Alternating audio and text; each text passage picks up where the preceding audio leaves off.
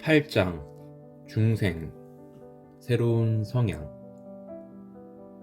지난 강의에서 성경이 구원받은 사람의 경우에는 효력 있는 부르심이 있다고 가르친다는 것을 알게 되었습니다. 그 부르심은 사람들이 받아들이도록 임하시는데 우리는 이것이 각 사람 안에서 행하시는 성령의 역사의 결과임을 알게 되었습니다. 그것은 구원받은 신자들 안에서 부르심을 유효하게 만드는 초자연적인 역사입니다.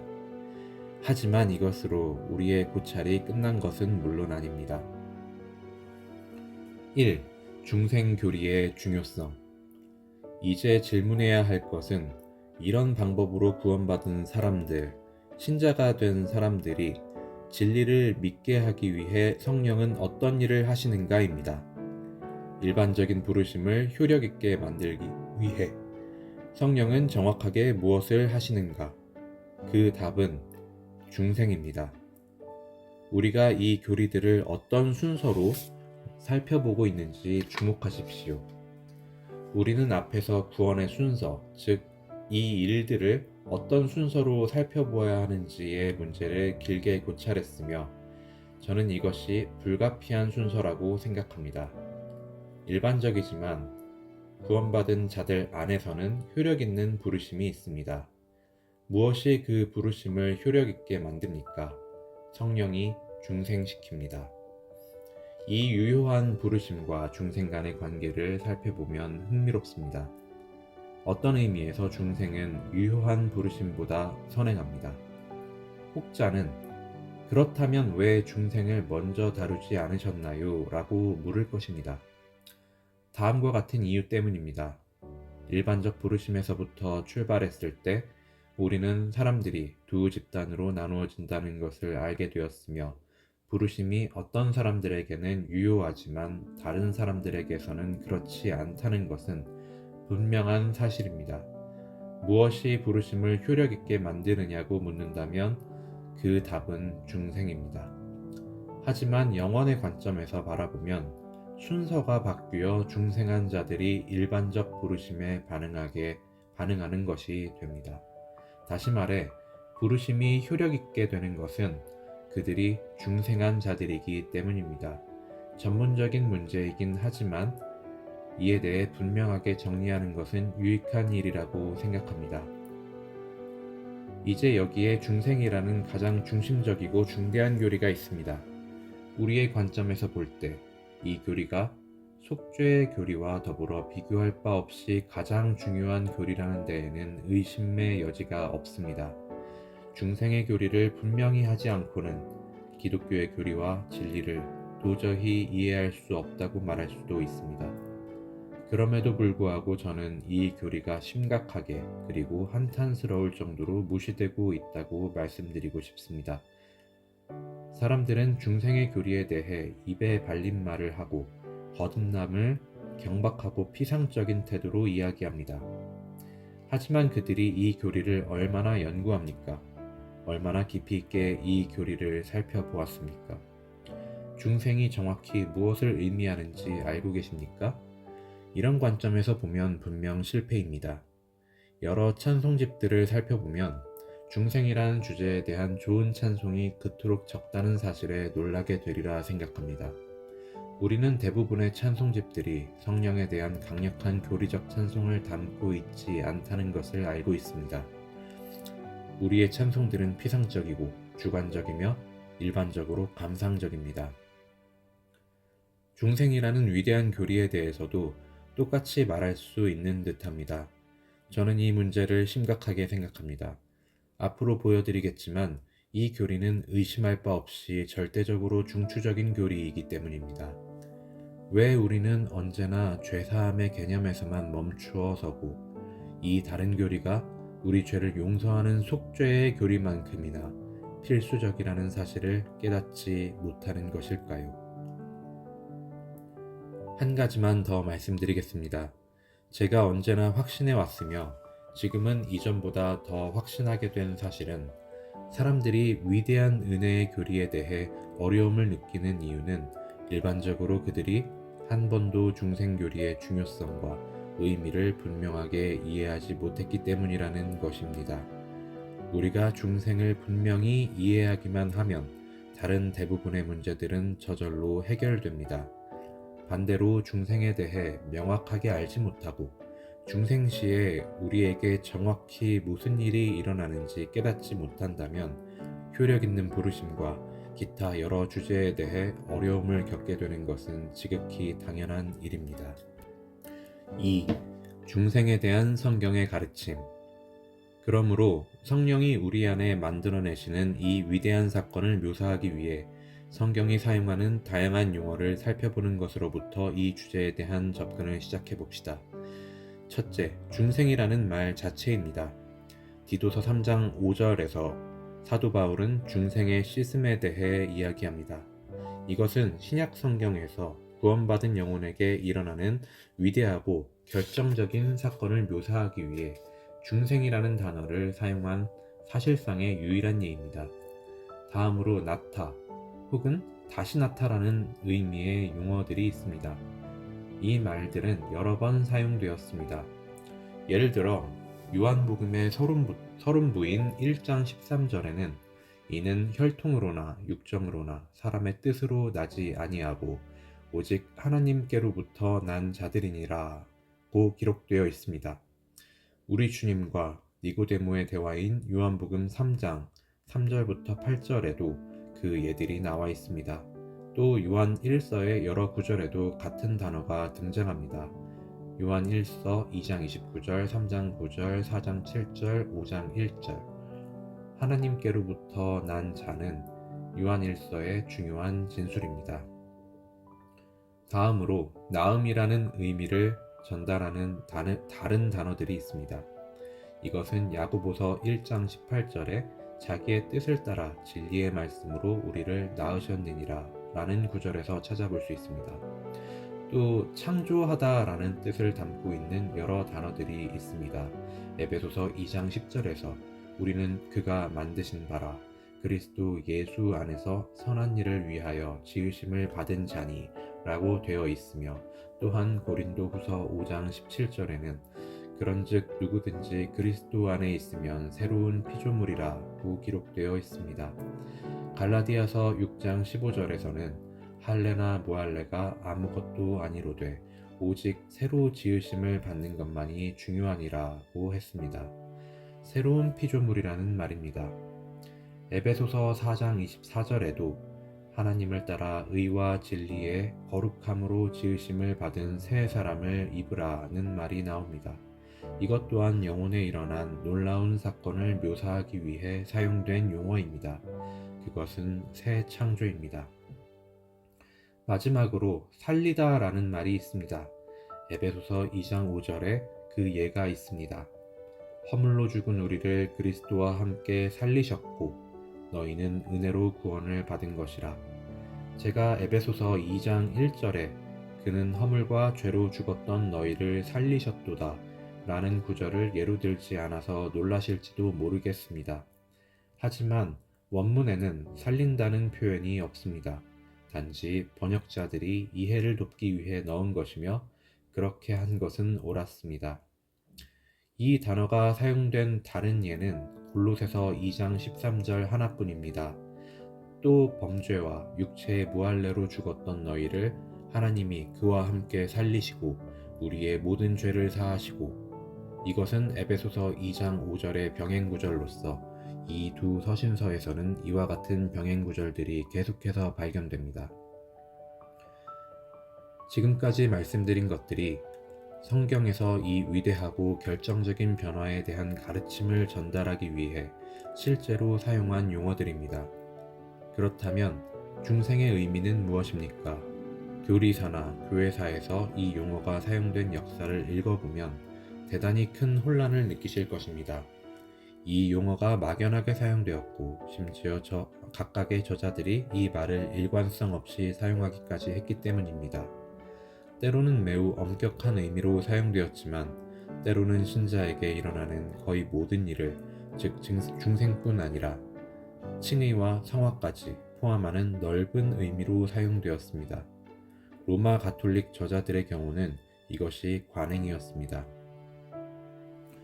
그러므로 중생의 의미가 무엇인지 고찰할 때 한 가지 중요한 일은 중생을 회심과 구분해야 한다는 점이라고 생각합니다. 사람들이 이 두 용어를 얼마나 자주 혼동하는지요. 하지만 중생은 회심이 아닙니다. 회심은 우리가 하는 것인 반면 중생은 하나님이 우리에게 하시는 일이기 때문입니다. 잠시 뒤 이 점을 설명드릴 것입니다. 회심은 어느 하나에서 다른 것으로 실제로 돌아서는 것을 의미하지만 중생은 그런 의미가 아닙니다. 그것을 이렇게 표현할 수 있습니다. 사람들이 회심할 때 혹은 돌아설 때 그들은 자신들이 중생했다는 사실에 대한 증거를 보여주고 있는 것입니다. 회심은 중생 이후에 옵니다. 사람들 안에서 먼저 위대한 변화가 일어났기 때문에 그들의 외적인 삶과 생활에 변화가 일어나는 것입니다. 이렇게 이해하시면 좋습니다. 씨를 뿌리는 것과 그 씨 뿌림의 결과 사이에는 큰 차이가 있습니다. 중생은 생명의 씨를 심는 것을 의미하며 그로 인해 발생하는 결과와는 명백하게 구분해야 합니다. 발생과 출생 사이에는 차이가 있습니다. 발생은 출생이 있기 오래전에 일어납니다. 발생은 하나의 행동입니다. 특정한 과정이 진행된 후 발생은 실제 출생의 과정으로 귀결됩니다. 그러므로 마음속으로 이 두 가지를 구분해야 합니다. 우리가 중생에 대해 이야기할 때는 실제로 태어나는 출생이 아니라 발생에 대해 이야기하고 있다는 사실을 기억하십시오. 효력 있는 부르심은 실제 출생 시에 발생하며 이것은 사람들이 살아있다는 사실에 대한 증거가 됩니다. 부르심은 유효하고 그들은 믿습니다. 하지만 이것은 발생의 과정, 즉 생명의 씨뿌림이 이미 일어났음이 틀림없다는 것을 의미합니다. 이런 구분을 하는 것이 도움이 된다고 생각합니다.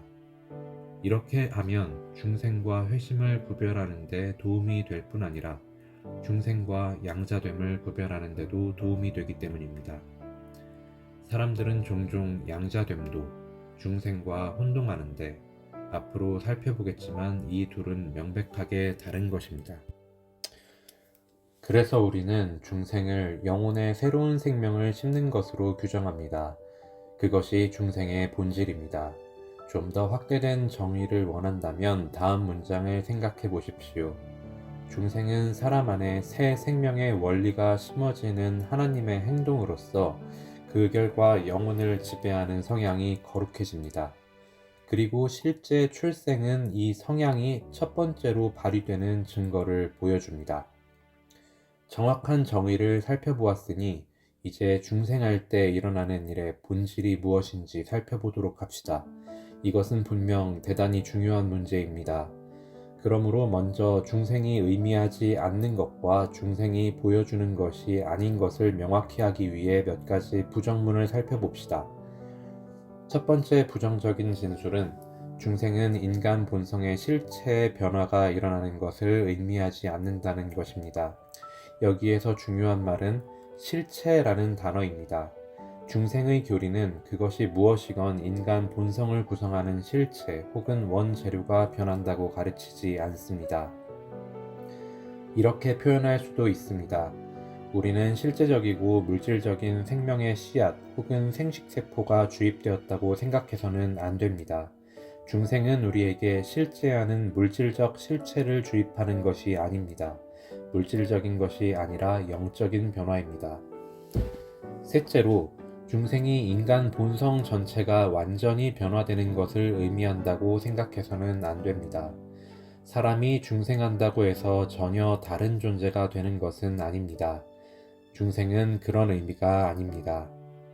이 교리들을 고찰해 나가면서 왜 이런 부정적 진술들이 중요한지 알게 될 것입니다. 마찬가지로 그것은 사람이 신적인 존재가 되거나 하나님이 된다는 의미가 아닙니다. 혹자는 말합니다. 하지만 우리는 신성한 성품에 참여하는 자가 아닌가요? 맞습니다.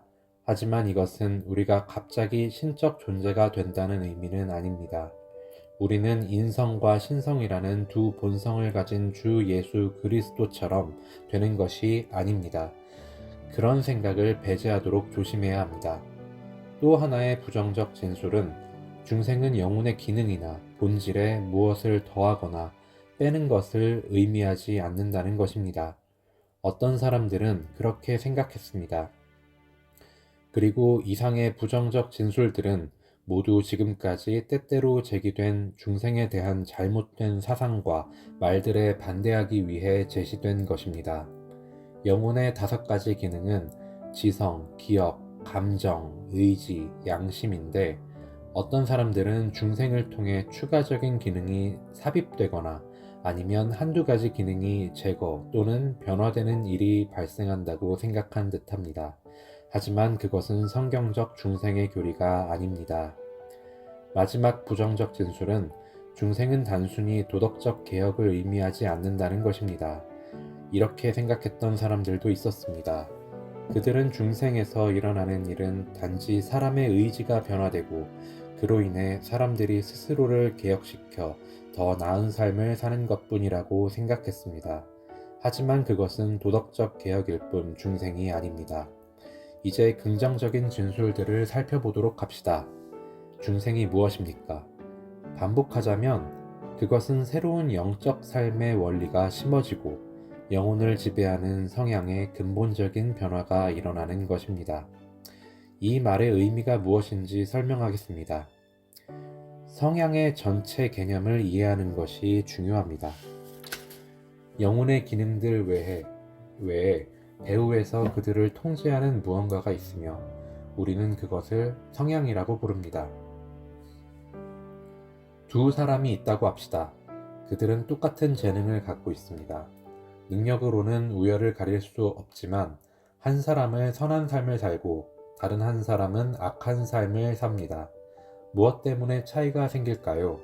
선한 사람은 선한 성향을 가지고 있고 기능들의 배후에 있으면서 그 기능들을 통제하고 사용하는 이 선한 성향이 그로 하여금 자기의 기능들을 선한 방향으로 사용하도록 만든다는 것입니다. 다른 사람은 악한 성향을 갖고 있으며 그렇기 때문에 같은 기능들을 전혀 다른 방향으로 사용하게 됩니다. 그것이 성향의 의미입니다.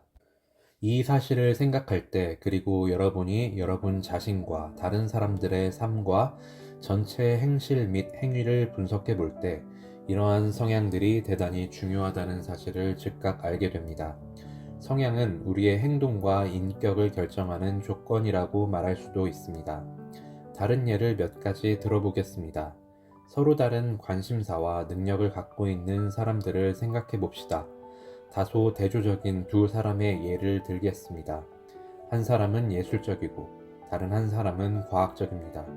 그들의 차이는 무엇일까요? 지능이나 영혼의 능력에 차이가 있다고 말할 수는 없습니다. 그렇지 않습니다.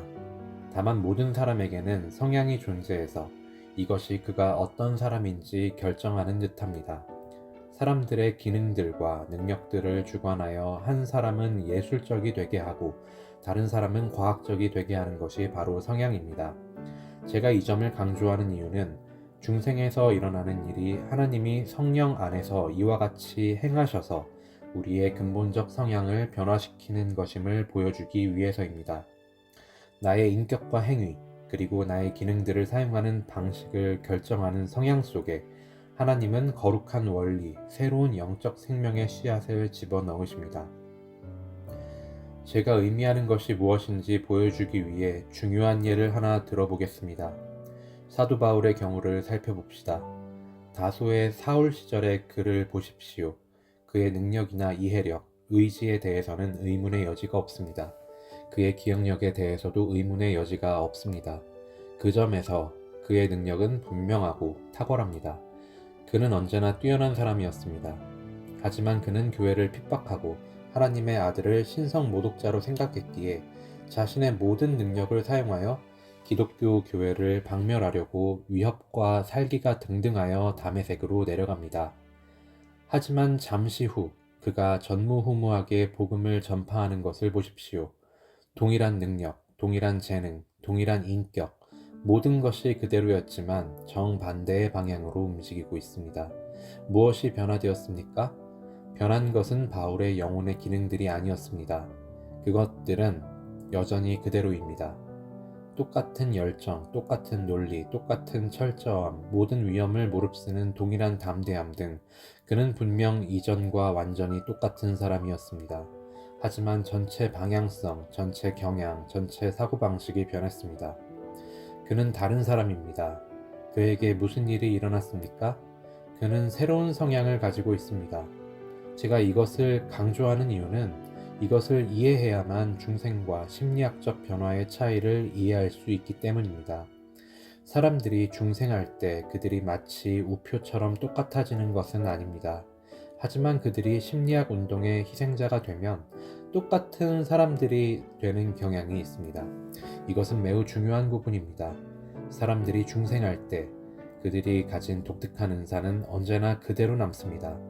앞에서 말한 것처럼 바울은 복음을 비난하고 핍박할 때나 복음을 전파할 때나 본질적으로 같은 사람이었습니다. 이전과 같은 인격을 가지고 같은 방식으로 일했다는 말입니다. 우리가 그리스도인으로서 모두 똑같아져야 하는 것은 아닙니다. 똑같은 방식으로 말하고 설교하고 기도해야 하는 것은 아닙니다. 복음이 그런 종류의 변화를 일으키는 것은 아닙니다. 만일 중생이 그런 일을 하는 것이라고 생각하신다면 당신은 잘못된 중생의 교리를 가지고 있습니다. 중생이 하는 일은 모든 것의 배후에 있으면서 방향과 방식과 방법을 결정하는 근본적인 성향을 다루고 변화시키는 것입니다. 중생에서 일어나는 변화가 성향의 변화임을 깨닫는 것은 대단히 중요합니다. 둘째, 우리 안에 있는 성향의 힘 때문에 이러한 변화는 필연적으로 전인격에 영향을 미칠 것입니다. 제 말이 앞에서 말한 부정적 진술들과 모순된다고 생각하십니까? 저는 전체 인격이 변화되지는 않는다고 주장했습니다. 이제 그 반대로 말하고 있는 것일까요? 저의 부정적 진술에는 변함이 없습니다. 하지만 원칙적으로 성향의 변화로 인해 전인격이 영향받는다는 사실을 분명히 말씀드립니다. 나의 지성을 사용하는 방법, 나의 감정의 작용, 나의 의지가 영향받을 것입니다. 정의상 성향이 그 모든 것의 배후에서 지시하고 있기 때문입니다. 그러므로 나의 성향이 바뀔 때 나는 새로운 마음을 가진 사람처럼 됩니다. 전에는 나는 복음에 관심이 없었습니다. 지금은 매우 관심이 많습니다. 전에는 복음을 이해할 수 없었으나 지금은 이해할 수 있습니다. 하지만 성향이 변화되었다고 해서 이전보다 더 많은 지성을 갖고 있다는 의미는 아닙니다. 나는 똑같은 지성, 똑같은 마음을 갖고 있습니다. 하지만 그것을 지배하는 성향이 변화되었기 때문에 나의 마음은 다른 영역에서 다른 방식으로 작용하며 그래서 새로운 마음처럼 보입니다. 감정 면에서도 마찬가지입니다. 복음을 싫어하던 남자가 지금은 사랑합니다. 주 예수 그리스도를 싫어하던 여자가 지금은 그리스도를 사랑합니다. 의지도 마찬가지입니다. 전에는 의지가 저항하고 완강히 반역했지만 이제는 복음을 바라고 열망하고 관심을 가집니다. 다음으로 말할 것은 그것이 즉각적인 변화라는 것입니다. 발생과 출생을 구분하는 것이 얼마나 중요한지 아시겠습니까? 발생은 그 정의상 언제나 즉각적인 행동입니다. 생명의 씨앗이 들어가 수태되는 순간이 있습니다. 그것은 한 번의 순간적인 행동입니다. 다시 말해 중생에는 중간 단계들이 없습니다. 생명은 심어졌거나 그렇지 않거나 둘 중 하나입니다. 부분적으로 심어질 수는 없습니다. 점진적이지 않습니다. 저는 이 점도 강조하고 싶습니다. 중생이 즉각적이라고 말할 때 저는 우리의 자각 여부가 아니라 하나님이 하신 일 자체에 대해 말하고 있는 것입니다. 자각은 분명 시간의 영역에 속해 있는 반면 생명을 심는 행동은 초시간적이며 그렇기 때문에 즉각적입니다. 그 다음 사항 역시 대단히 중요합니다. 생명의 씨를 심는 발생과 성향의 변화는 잠재의식 속에서 일어난다는 것입니다. 무의식 속에서라고 말할 수도 있습니다. 우리 주님은 니고데모에게 이것을 상세히 설명하셨습니다. 요한복음 3장. 그것은 우리가 직접 감지할 수 없는 비밀, 측량할 수 없는 작용입니다. 실로 우리는 그것을 충분히 이해할 수조차 없습니다. 중생에 대해 우리가 첫 번째로 알 수 있는 것은 그 일이 일어났다는 것입니다. 뭔가 달라졌다는 것을 의식하기 때문입니다. 하지만 이는 우리가 중생을 이해할 수 없고 그 비밀에 참으로 도달할 수도 없다는 것을 의미합니다. 이에 대한 근거를 제시해 보겠습니다. 니고데모는 우리 모두와 마찬가지로 그것을 이해하려 애쓰고 있었습니다. 우리 주님은 그에게 말씀하셨습니다. 사람이 거듭나지 아니하면 하나님의 나라를 볼 수 없느니라. 요한복음 3장 3절. 주님은 사실상 이렇게 말씀하신 것입니다. 니고데모여, 너는 너와 나 사이의 차이와 내가 하고 있는 일을 이해하려 애쓰고 있다. 당장 그만두어라. 그건 몇 가지 특별한 사항을 변화시키거나 이해하는 문제가 아니다. 변화되어야 하는 것은 너의 삶을 지배하는 성향이다. 너는 거듭나야 한다. 그것은 네가 사용하려 하는 이 모든 기능의 배후에 있는 어떤 것이다. 그러자 니고데모는 사람이 늙으면 어떻게 날 수 있사옵니까? 두 번째 모태에 들어갔다가 날 수 있사옵니까? 요한복음 3장 4절이라고 말했습니다. 그는 이해하기 원했습니다. 하지만 우리 주님은 계속해서 같은 대답을 주셨고 니고데모도 논쟁을 그치지 않았습니다. 우리 주님은 결국 이렇게 말씀하셨습니다. 바람이 임의로 불매. 바람은 독자적으로 붑니다. 스스로 시간을 결정하기 때문에 언제 오고 갈지 알지 못합니다. 어디서 시작해서 어디서 끝날는지도 알 수 없습니다. 바람이 임의로 불매. 네가 그 소리는 들어도 발생한 것은 알아차려도 어디서 와서 어디로 가는지 알지 못하나니. 요한복음 3장 8절. 바람을 볼 수는 없습니다. 바람 소리를 듣고 사물이 흔들리는 것을 본다 하더라도 바람을 이해할 수는 없습니다.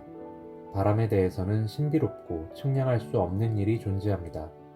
당신의 이해력으로 바람을 깊이 이해할 수는 없지만 그 결과는 볼 수 있습니다. 성령으로 난 사람도 다 그러하니라. 8절. 성령으로 난 사람도 마찬가지입니다. 8절을 성령이 임의로 불매로 번역하는 바람에 위와 같은 내용을 전혀 이해하지 못하는 사람들이 있습니다. 그러나 바람이 성령을 의미하지는 않으며 그런 의미일 수도 없습니다. 우리 주님은 예를 들고 계시기 때문입니다. 주님은 성령이나 다른 영이 아니라 바람 또는 미풍에 대해 말씀하고 계십니다. 바람이 임의로 불매, 네가 그 소리는 들어도. 바람은 볼 수 없지만 그 영향과 결과는 보입니다. 성령으로 난 사람도 다 그러하니라. 이것이 이 큰 변화의 본질적 특성입니다. 네 번째 요점은 그러므로 중생은 분명 하나님이 하시는 일이라는 것입니다. 이것은 하나님의 창조적 활동으로서 사람은 전적으로 수동적이며 그 어떤 기여도 하지 않습니다. 요한복음 1장 13절에는 이는 혈통으로나 육정으로나 사람의 뜻으로 나지 아니하고 오직 하나님께로부터 난 자들이니라 하고 기록되어 있습니다. 여러분은 스스로 태어난 것이 아니라 전적으로 하나님께로부터 났습니다. 하나님은 이 원리, 영적 생명의 씨를 심으십니다. 물론 우리 주님이 니고데모에게 하신 말씀도 있습니다. 사람이 물과 성령으로 나지 아니하면 하나님의 나라에 들어갈 수 없느니라. 육으로 난 것은 육이요, 육은 여기에 대해 아무 일도 할 수 없습니다. 영으로 난 것은 영이니. 요한복음 3장 5절부터 6절. 다시 말해 이 말들은 우리가 거듭났다는 것입니다. 거듭남은 우리에게 일어나는 어떤 일입니다. 즉 우리는 스스로 난 것이 아닙니다. 우리는 스스로를 발생시킬 수 없습니다. 중생은 전적으로 우리 안에 그리고 우리에게 행사하시는 하나님의 역사입니다. 우리에게 행하시는 하나님의 역사입니다. 이 위대하고 중추적이며 중심적인 교리에 대한 고찰은 아직 끝나지 않았지만 이제 큰 개념은 마음과 머릿속에 정리되었으리라 믿습니다. 큰 개념이란 하나님이 우리의 성향에 영향을 끼치시며 그 일은 성령을 통해 하나님이 하신다는 사실을 말입니다. 우리는 성령으로 났습니다. 이런 예를 들기에는 망설임이 있습니다만 여러분은 우리 주님이시며 구세주이신 예수 그리스도가 동정녀 마리아에게 나셨지만 성령으로 잉태되셨다는 것을 알고 있습니다. 여기서도 그와 비슷한, 똑같은 일이 아닙니다. 이 점을 분명히 합시다. 그와 비슷한 일이 일어난 것으로 보입니다. 그러므로 이 영적 생명의 원리, 성향에 생긴 이런 변화는 하나님의 성령에 의해 발생한 것입니다. 인간의 본성이 그로 인해 완전히 변하는 것은 아니지만 성향이 변하기 때문에 전체 사람이 마치 새로운 피조물처럼 되었습니다. 그들은 모든 면에서 다른 사람입니다. 다른 모든 것을 지배하는 이 근본적인 것이 그들 안에서 변했기 때문입니다. 하지만 기능들은 여전히 이전과 같습니다. 절대로 자신이 아닌 다른 누군가가 되려 노력하지 마십시오. 하나님은 당신이 당신답길 원하십니다. 하나님은 당신을 있는 모습 그대로 만드셨으며 그 모습 그대로일 때 하나님을 최고로 영화롭게 할 수 있습니다. 항상 같은 방식으로 말하고 거의 모든 면에서 똑같은 그리스도인들을 주의하십시오. 그것은 영적이기보다 심리적인 변화일 가능성이 큽니다. 각 개인이 자기 모습을 간직하기 때문에 지난 수세기 동안 사도들과 교회에 영광스러운 다양성이 존재했던 것입니다. 모두 함께 같은 구세주와 같은 은혜, 같은 중생과 같은 성향의 변화를 증언하지만 그것은 하나님이 각 사람에게 주신 은사들과 재능들과 성벽들과 능력에 따라 달리 나타납니다. 얼마나 놀라운 구원이며 얼마나 영광스러운 구속의 방법입니까? 저는 히브리서 기자가 히브리서 2장에서 사용한 단어를 쓰고 싶습니다. 제가 하고 싶은 말이 여기에 완벽하게 묘사되고 규정되어 있습니다. 이 위대한 구원을 말하면서 기자는 하나님에 대해 많은 아들들을 이끌어 영광에 들어가게 하시는 일에 그들의 구원의 창시자를 고난을 통하여 온전하게 하심이 합당하도다. 히브리서 2장 10절이라고 말했습니다. 하나님께 합당하도다. 그것은 하나님다우신 일이었으며 하나님이 행하시는 방법이었습니다. 이 위대한 교리를 너무 간략하고 불충분하게 살펴보긴 했습니다만 저는 우리도 동일하게 다음과 같이 말할 수 있으리라 믿습니다. 이것은 전능하신 하나님, 그분께 합당한 구원의 방법입니다.